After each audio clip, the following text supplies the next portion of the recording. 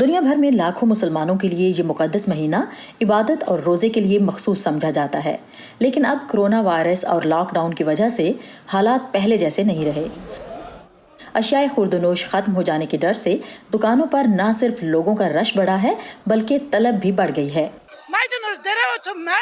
یہ ایسا موسم ہے جب پارسلے، سلاد اور اجوائن کے پتوں کی کثرت ہوتی ہے۔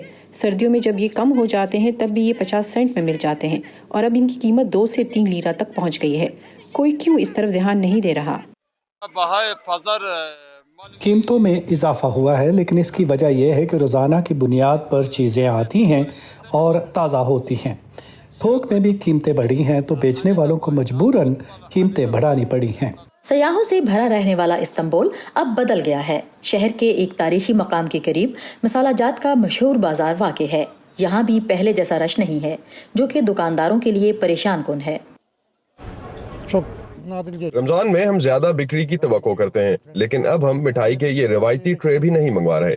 دیکھیں، کاؤنٹرز خالی ہیں، ہم بھی سب کی طرح ایسے ہی کھڑے ہیں۔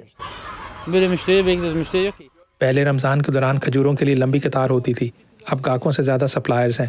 لوگ باہر نکلنے سے خوفزدہ ہیں۔ 1.5 ماہ سے ایسا ہے۔ ہم مزید 3 ماہ اسی طرح رہ سکتے ہیں۔ اگر کاروبار کا یہی حال رہا تو ہماری نوکریاں ختم ہو جائیں گی۔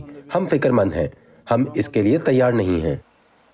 یہ حقیقت ہے کہ دنیا بھر میں لاکھوں مسلمان کرونا وائرس کی وجہ سے اس رمضان کے دوران پہلے سے زیادہ ایمان کی طاقت پر بھروسہ کریں گے۔ بیان ہمدرد کے ساتھ سعدیہ زیوران جھا، وائس آف امریکہ۔